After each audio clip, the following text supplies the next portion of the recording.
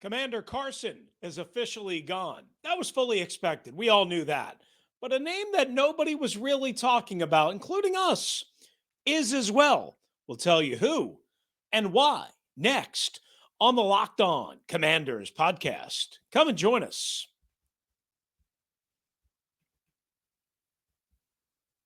You are Locked On Commanders, your daily podcast on the Washington Commanders, part of the Locked On Podcast Network, your team every day.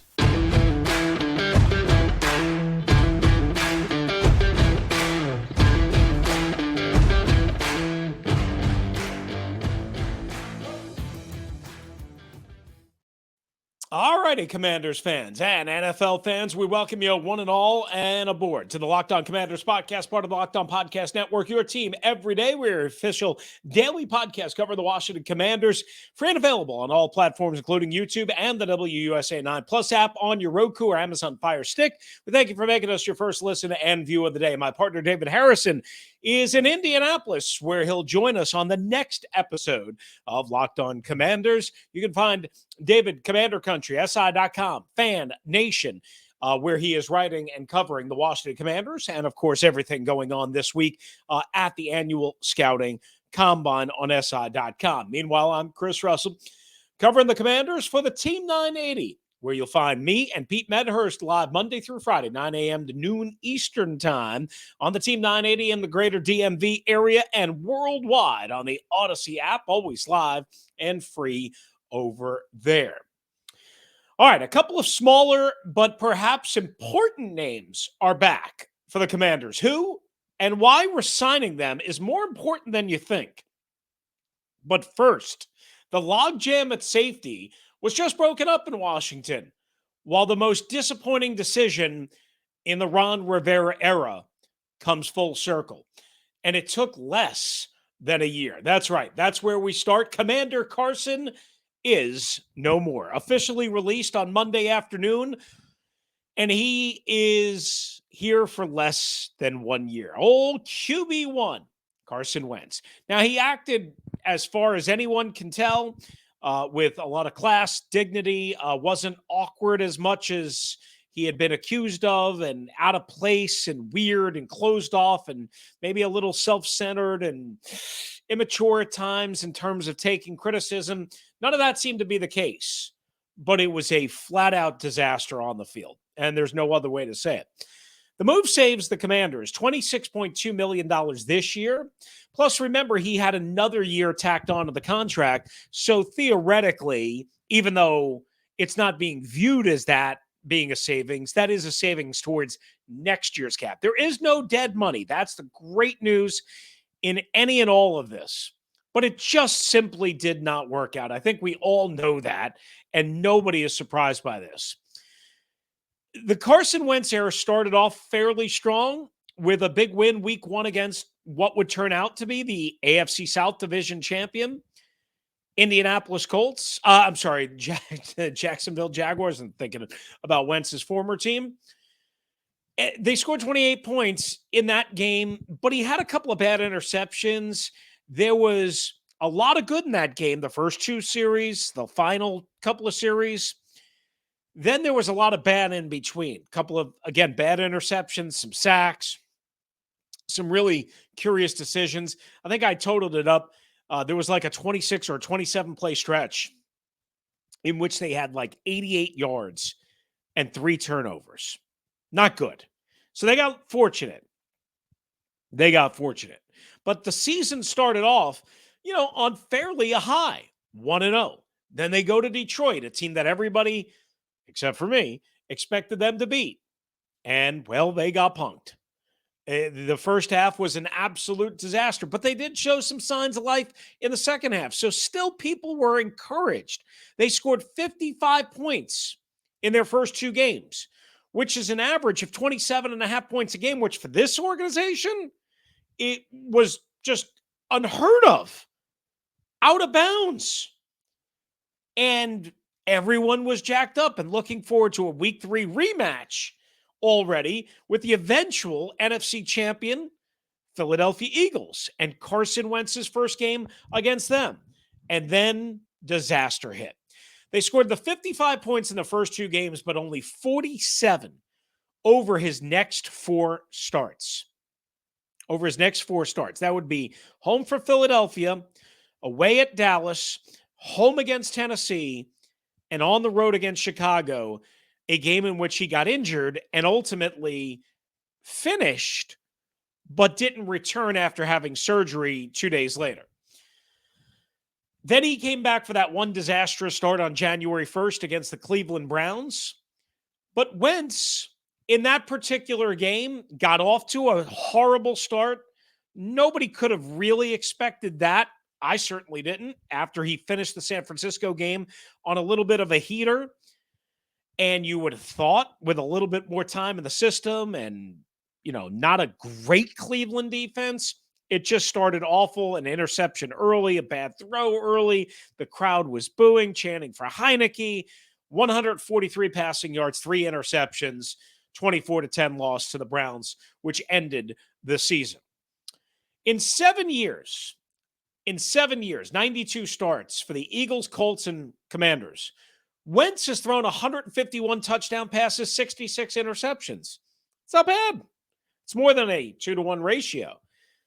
But here's why you should never, ever, ever, ever, ever judge any quarterback, any player, just by statistics, just by one set of statistics. And too often media, coaches, fans do that. 151 touchdown passes to 66 interceptions tells you, what? Carson Wentz pretty good.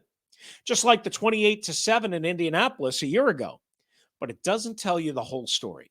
It doesn't tell you the completion percentage, the accuracy, the sacks, the hits, the injuries, the leadership, the mojo, the charisma. It doesn't show you any of that. All things that are important, all things that are check the box type things. It tells you one thing and maybe what you want to know. And remember how Ron Rivera kept saying, well, if we could just get him back to 2017. Ron, what were you thinking? What were you thinking? Carson Wentz likely, at least the initial thought for many, not just me, winds up in Carolina with Sam Darnold, the UFA. Of course, Baker Mayfield was traded to the Rams. The question is, what did Frank Reich, the new Carolina Panthers coach, really think of him after working with him again for a full year in Indianapolis? It was said that Frank Reich liked Carson Wentz very much, would have chose to move forward. I guess we'll find out. He doesn't sign him, even as a backup / potential starter with Matt Corral, who spent last year injured in his rookie year, but was a fairly high draft choice. What does that tell you? We'll see. But that ends the 1 year, less than 1 year, Carson Wentz experience.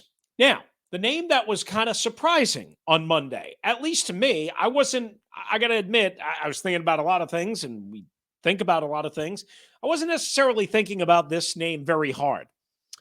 I knew there was a logjam, but because of versatility, I didn't think Bobby McCain would get released. And yet he did. The Commanders releasing him. Now, it's possible that it may be a June 1st designation release in which the Commanders would then save more money, about $4.42 million right now, if it's a regular release. And they did announce the release without a June 1st designation. So right now, that's what we'll go with.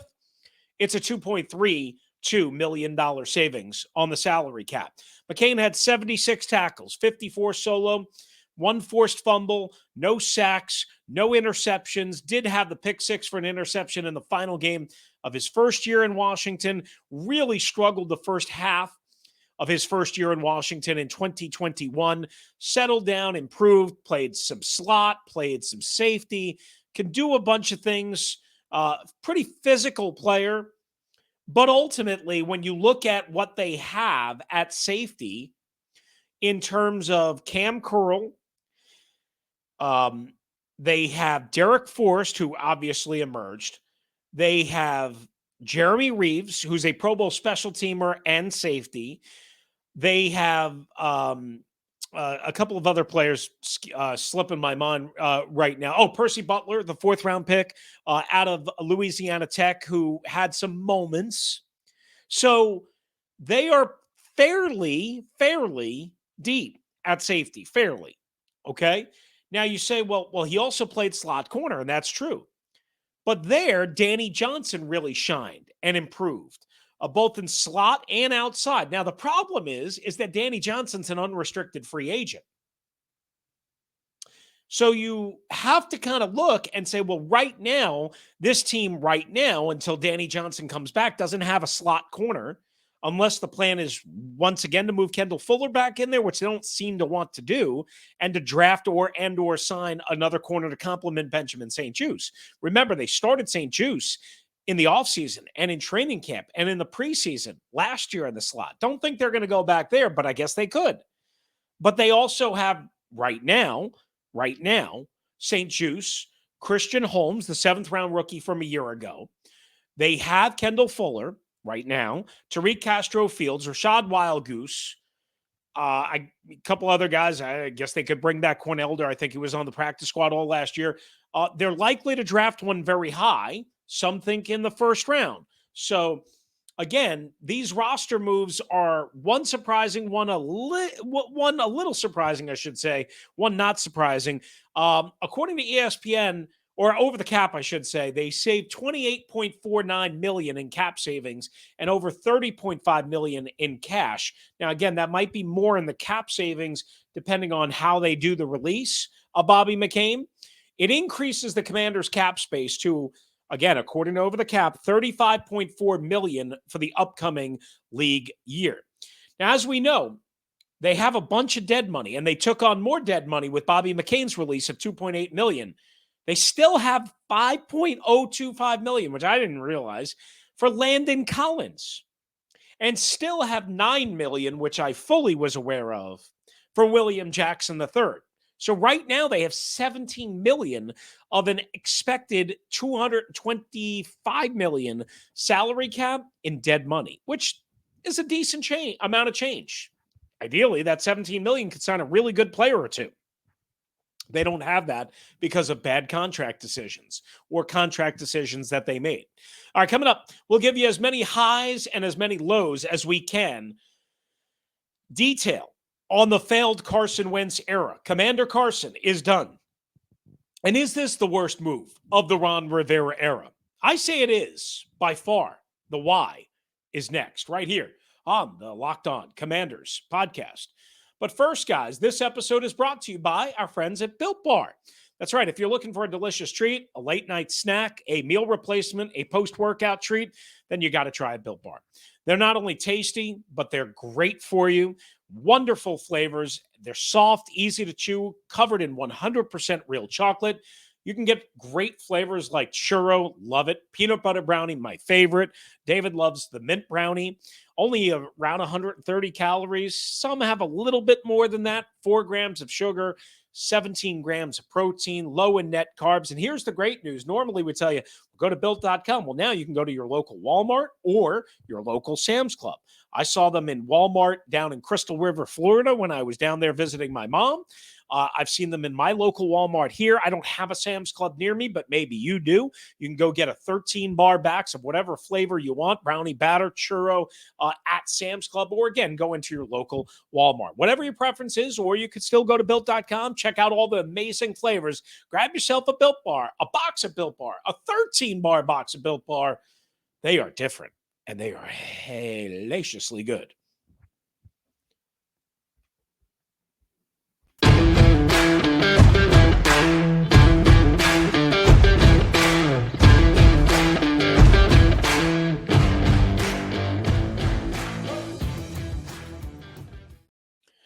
All right, yes, indeed. We are back right here on the Locked On Commanders podcast. Coming up, the best and worst of Commander Carson. But first, was this the poorest decision of the Ron Rivera regime?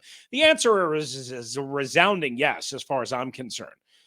There's been too many of them, but if you look at the net, 2 third-round picks that go to the Indianapolis Colts, one last year, one this year.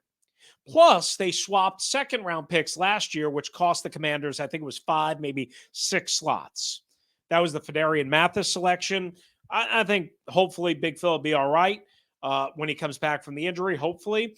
But it did cost them a couple of spots in last year's second round. But the 2 third-round picks, $28 million this year. A fiasco of press conferences, from the Chicago post-game press conference to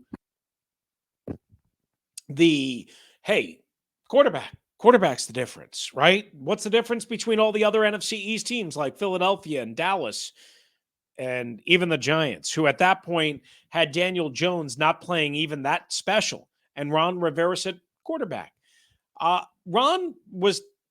My understanding was Ron was disappointed early on in Carson Wentz, but he obviously had gone all in, and he had to fully defend his guy, QB1. It was a doomed decision from the start. The doomed start on New Year's Day, but it was doomed from the start. Nobody wanted Carson Wentz. Maybe as a free agent, nobody was going to trade for Carson Wentz. Yet the Commanders not only traded something, they traded something of significance. Again, a couple of third-round picks, the swap of the second-round pick, and essentially, you could argue that it cost them their starting left guard and Eric Flowers, who they had to release, and some others, right? So you can make that argument. Now, was it the worst decision? I think it was, strongly. But there have been plenty of other bad ones, like signing William Jackson III, starting the now late Dwayne Haskins unchallenged in 2020. Not planning on starting Sam Howell in the final game of last year against the Dallas Cowboys, having to be convinced and talked into it by Taylor Heineke and, as we reported Marty Hurney. Giving Scott Turner an extension and then firing him less than 1 year later. Drafting Chase Young number 2. You want to make the argument instead of Justin Herbert? Okay, they had Dwayne Haskins at the time for whatever it's worth. Or just Chase Young overall, who has clearly been a disappointment in many ways. Not adding linebackers this past offseason. Cole Holcomb got hurt midway through, never returned. Now is an unrestricted free agent. More on that in a little bit. Not addressing the offensive line significantly. Signing Andrew Norwell and Trey Turner. Trey Turner was never right, was never healthy. Andrew Norwell wasn't good enough. The Dustin Hopkins, Chris Blewett disaster and fiasco. Oh, that was 2 years ago or a year and a half ago. Not going to the Senior Bowl. Not being in Command Central while conducting an offensive coordinator search. Not going to the Senior Bowl, not only to evaluate, but to network and to potentially talk to candidates, maybe about other candidates, while doing a celebrity golf tournament and a Super Bowl media tour. Again, all of those are not good. Carson, the move, and what it signified, worse. Now, the best and worst of Carson Wentz in his short time here. Let's start with the positive. The best. Week 1 against the Jaguars, opening drive, they came out rocking and rolling. Short passing, running the ball well. Carson Wentz was very accurate. There was a backdoor screen to young tight end Amari Rodgers. There was the quick touchdown to Curtis Samuel in the right flat. And 4 touchdown drives in that game. And obviously the one, big one, 49 yards in stride to Terry McLaurin that really helped them win that game. 2 to then rookie and playing in his first game, Jahan Dotson. There was a wheel route touchdown to Curtis Samuel, start of the third quarter in Detroit, week 2, and a corner/wheel route beautiful throw to Dotson in Dallas, week 4, near the end of the first half. There was a 75-yard touchdown in perfect stride to De'Ami Brown against Tennessee. Playing hurt in the second half against Chicago and getting a road win. Even though he didn't play great, he hung in there and persevered. There was the late touchdown drive in San Francisco, which got him that January 1st start. Maybe without that, Taylor Heineke starts. Who knows?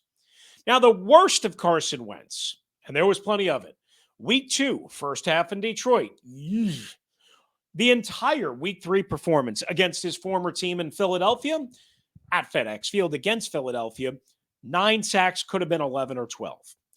Week 4, Dallas, second half. After a somewhat encouraging first half, yuck. Week 5, Tennessee, a game-winning interception at the goal line and missing Terry McLaurin on a slant that would have been a go-ahead touchdown late. Maybe the Commanders would have been able to make the playoffs. Maybe. Week 17, New Year's Day, against the Cleveland Browns. Yuck. Carson Wentz played like he was hungover. And all of training camp, he struggled. And he was off. And he was off badly. And that led to a lot of speculation and a lot of questions and a lot of worries. And all of them, quite honestly, turned out to be true. Quite honestly, they turned out to be true. That was the best and worst of Carson Wentz, who I think, again, distances himself slightly from all of the bad decisions of the Ron Rivera-era. Not era. Error. ERROR. Coming up next, right here on the Locked On Commanders podcast, we tell you why 2 key re-signings are more important than you think and who they are. Plus, Dandy Dan once again making late headlines right here on the Locked On Commanders podcast.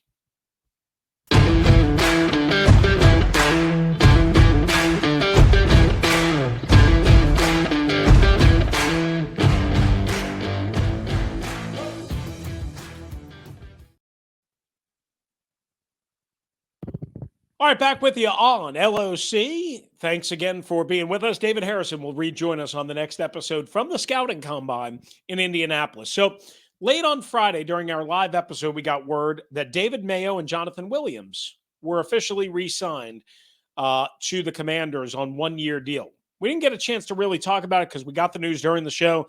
We were kind of late on time, so we didn't get the chance to break it down. But here's why it's important.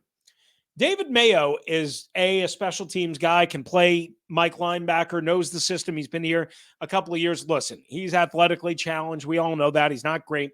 But think about this. John Bostic's a free agent. Nobody really, fan-wise, likes John Bostic. Team likes John Bostic because he's smart. Cole Holcomb, injured much of last year, is an unrestricted free agent. Don't know if he's going to be back. Khaleke Hudson hasn't really developed. He's shown a little bit as a linebacker, but not much. Milo Eifler, same thing. Nate Jerry, unrestricted free agent, was hurt a lot last year. Jamin Davis obviously got way better as the year went along. But David Mayo right now would be the starting Mike linebacker. Right now.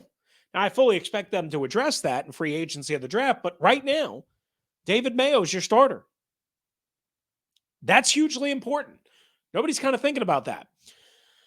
Jonathan Williams coming back is important. Why? Because I like him in short yardage. I think they can use him more. He seems to me like a physical downhill running back, and maybe in this scheme of Eric Bieniemy's, maybe he can take on a little bit of the Isaiah Pacheco role. Or another role, or as a complement to Brian Robinson, who ideally would be a better version of Isaiah Pacheco in this scheme. But it's a physical sport. It's a physical position, even without all the stuff Brian Robinson had to overcome.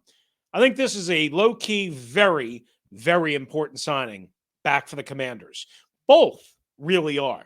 And both might have been overlooked completely by the fan base and, quite honestly, by the media.